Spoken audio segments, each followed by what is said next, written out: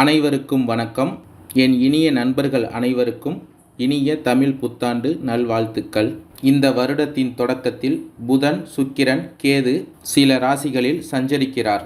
இந்த வருடம் பிறக்கும் நேரத்தில் கிரக நிலைகளின் அமைப்புப்படி மேசத்தில் சூரியன், குரு, கன்னியில் கேது, கும்பத்தில் செவ்வாய், சனி, மீனத்தில் புதன், சுக்கிரன், ராகு சஞ்சரிக்கிறார்.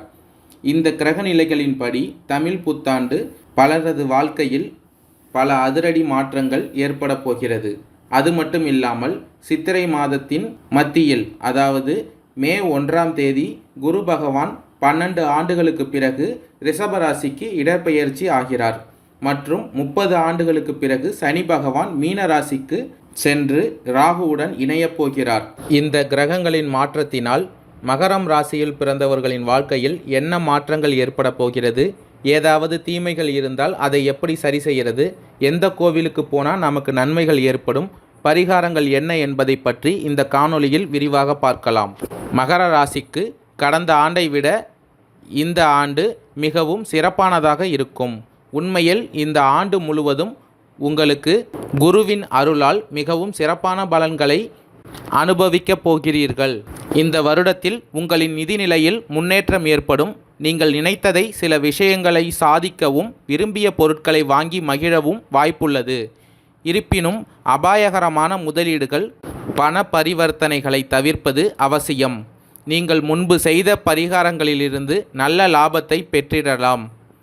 உங்களுக்கு தொழில் சார்ந்த புதிய சவால்களை பெறுவீர்கள். இருப்பினும் ராஜதந்திரமாகவும் நுண்ணறிவுடனும் சூழலை புரிந்து கொண்டு செயல்பட்டு வேலை வியாபாரத்தில் முன்னேற்றத்தை அடைவீர்கள். தொழில் மற்றும் வியாபாரம் லாபத்தையும் முன்னேற்றத்தையும் தரும். உங்களின் வேலைகளில் புதிய பொறுப்புகள் கிடைக்கும். பணியிடத்தில் உங்களின் முயற்சிகளுக்கு நல்ல அங்கீகாரம் கிடைக்கும். உங்கள் செயல்பாடுகளால் உங்களுக்கு நற்பெயர் கிடைப்பதோடு மேலதிகாரிகளுடன் உறவு சிறப்பாக இருக்கும். வியாபாரத்தில் இந்த வருடம் உங்களுக்கு லாபம் கிடைக்கும். பல புதிய தொடர்புகள் உருவாகும். இது உங்களுக்கு தொழில் விரிவுபடுத்த நல்ல வாய்ப்புகளை ஏற்படுத்தி தரும். உங்கள் தொழில் முயற்சிகள், திட்டங்கள் வெற்றி பெறும். இருப்பினும் நிதி விஷயங்களில் நீங்கள் கவனமாக முடிவுகளை எடுக்க வேண்டும். திருமண வாழ்க்கையிலும் உங்கள் துணையுடன் மிகவும் சந்தோஷமாக இருப்பீர்கள். மே மாதம் முதல் உங்கள் ராசிக்கு 5ஆம் வீட்டில் குரு சஞ்சாரம் நடக்கவிருப்பதால் குழந்தை பேறு பாக்கியங்கள் உண்டாகும். மே மாதத்திற்கு பிறகு இது தொடர்பான நல்ல விஷயங்கள் கிடைக்கும். உறவுகள் மேம்படும். உங்களுக்கிடையே இருந்த மனக்குறைகள் தீரும். மகர ராசிக்காரர்களுக்கு இந்த தமிழ் புத்தாண்டை பொறுத்தவரை குரு 5ஆம் வீட்டில் சஞ்சாரம் செய்வதால் உடல்நிலையில் முன்னேற்றம் ஏற்படும். உணவு பழக்க வழக்கங்களில் கவனம் செலுத்த வேண்டும். இல்லையெனில் உடல் பருமன் மற்றும் வயிறு தொடர்பான பிரச்சனைகள் வரலாம். நீண்ட கால உடல்நலை பிரச்சனைகளுக்கு அறுவை சிகிச்சை செய்ய நேரலாம். எனவே கவனமுடன் இருக்கவும். இந்த ஆண்டு உங்களின் ராசிக்கு துவக்கத்திலேயே குரு பார்வை வர இருப்பதால் குரு பெயர்ச்சிக்கு பின்பு உங்களின் அனைத்து காரியங்களும் செயல்பட துவங்கும். சுகஸ்தானத்தில் சூரியன் உச்சம் பெற்றிருப்பது உங்களின் செல்வாக்கு உயரும். அரசியலில் ஏற்றம் பெறுவீர்கள். உங்களின் வெளிநாடு பயணம் விரைவில் உறுதி செய்யப்படும். கலைத்துறையினருக்கு முக்கிய ஒப்பந்தங்கள் மூலம் வருவாய் ஈட்டுவீர்கள். பொது வாழ்வில் மக்களின் எதிர்பார்ப்புகளுக்கு தகுந்த முறையில் ஏற்பாடுகள் செய்து பாராட்டு பெறுவீர்கள். கனவுகளை செயல்படுத்த தேவையான உதவிகள் உங்களுக்கு தொடர்ந்து கிடைக்கும். செவ்வாய் சனி சேர்க்கை மூலம் போட்டி, பொறாமைகள், வெறுப்பு போன்ற சில தொல்லைகள் இருந்தாலும் விரைவில் அதிலிருந்து விடுபடுவீர்கள்.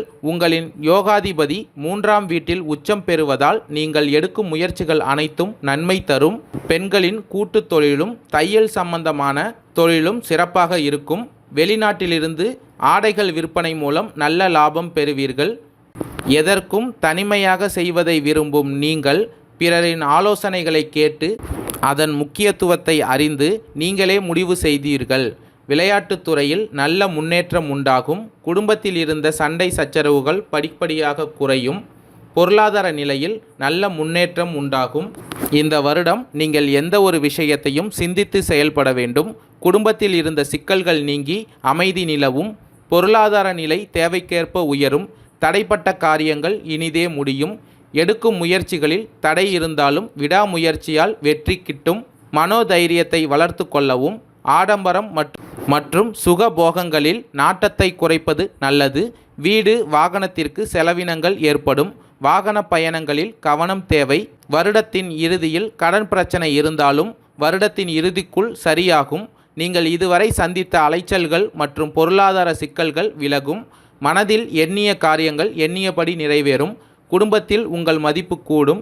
எந்த ஒரு விஷயத்திலும் முடிவு எடுப்பதில் அதிக சிரமம் இருக்கும். உணவு கட்டுப்பாடு அவசியம். குடும்பத்தில் பொருள் சேர்க்கை உண்டாகும். பெற்றோர்கள் வழியில் சில உதவிகள் கிடைக்கும். குடும்பத்தில் நிலவிய சிறு சிறு பிரச்சனைகள் விலகி மகிழ்ச்சி கூடும். புது மனை அல்லது வீடு வாங்கும் யோகம் உண்டு. குடும்பத்தில் முக்கிய நிகழ்ச்சிகள் நடக்கும். கணவன் மனைவிக்கு இடையே இருந்த பிரச்சனைகள் நீங்கும். ஆன்மீக தலங்களுக்கு சென்று வரும் பாக்கியம் கிடைக்கும். சூரியனின் அம்சத்தில் பிறந்த உத்திராடம் 2, 3, 4ஆம் பாதம் நட்சத்திரக்காரர்களுக்கு இந்த தமிழ் புத்தாண்டு ஒரு பக்கம் செயலில் அதிகபட்ச வேகம் இருக்கும். மறுபக்கம் யோசித்து செயல்படும் புத்தி இருக்கும். அரசாங்கத்தால் ஏற்பட்ட நெருக்கடிகள் தடைகள் விலகும். வியாபாரம் தொழில் முன்னேற்றம் உண்டாகும். வெளிநாட்டுக்கு செல்லும் முயற்சிகள் நிறைவேறும். இடம் தொழிலில் ஏற்பட்ட பிரச்சனைகள் விலக ஆரம்பிக்கும். குரு பகவானின் பார்வை உங்கள் ஜீவன ஸ்தானத்திற்கு உண்டாவதால் தொழில் விருத்தியாகும். புதிய தொழில் தொடங்கும் முயற்சிகள் நிறைவேறும். பணியில் இருந்த சங்கடங்கள் மறையும். உழைப்பவர்களின் நிலை உயரும். அரசு வழியில் நன்மை ஏற்படும். வழக்குகள் உங்களுக்கு சாதகமாக முடியும். சனி பகவானின் அம்சத்தில் பிறந்த திருவோணம் நட்சத்திரக்காரர்களுக்கு இந்த தமிழ் புத்தாண்டு ஒரு பக்கம் உறுதியான மனநிலை இருந்தாலும் மறுபக்கம் குழப்ப நிலையும் இருக்கும். சில நேரங்களில் எதை முன்னால் செய்வது எதை அடுத்து செய்வது என்பதை மறந்து அவசரப்பட்டு சில செயல்களில் ஈடுபட்டு நெருக்கடிக்கு ஆளாகுவீர்கள். அதே நேரத்தில் உங்கள் முயற்சிகளை யாருக்காகவும் நிறுத்திக்கொள்ள மாட்டீர்கள். உங்கள் இலக்கை அடையும் வரையிலும் முயற்சித்து கொண்டே இருப்பீர்கள். உங்களுடைய திட்டங்கள் வெற்றியடையும். சங்கடங்கள் குறைந்து வருமானம் அதிகரிக்கும். புகழும் செல்வாக்கும் உயரும். எதிர்பார்த்த முன்னேற்றத்தை அடைய வைப்பார். உங்கள் முயற்சிகளை வெற்றியாக்குவார். வம்பு வழக்குகளில் இருந்து விடுபடுவார்கள்.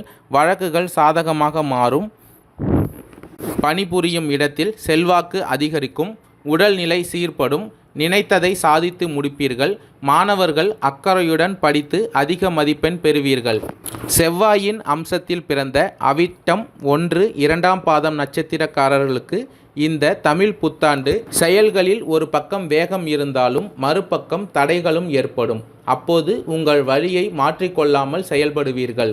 அரசு வழியில் எதிர்பார்த்த அனுமதி கிடைக்கும். பொன் பொருள் சேர்க்கை உண்டாகும். பெண்களுக்கு இந்த வருடம் யோகமான வருடமாக இருக்கும். திருமணத்திற்காக காத்திருந்தவர்களுக்கு வரன் வரும். சுய தொழில் செய்பவர்களுக்கு நிலை உயரும். சிலருக்கு புதிய சொத்துக்கள் சேரும். குடும்பத்தில் நிம்மதி உண்டாகும். விவசாயிகளுக்கு ஆதாயம் அதிகரிக்கும். விருப்பங்கள் நிறைவேறும். மாணவர்கள் கூடுதல் கவனமுடன் படித்து அதிக மதிப்பெண் பெறுவீர்கள். இந்த வருடம் முழுவதும் சிவன் கோவிலுக்கு சென்று சிவ வழிபாடு செய்வது நன்மை தரும். நன்றி, வணக்கம்.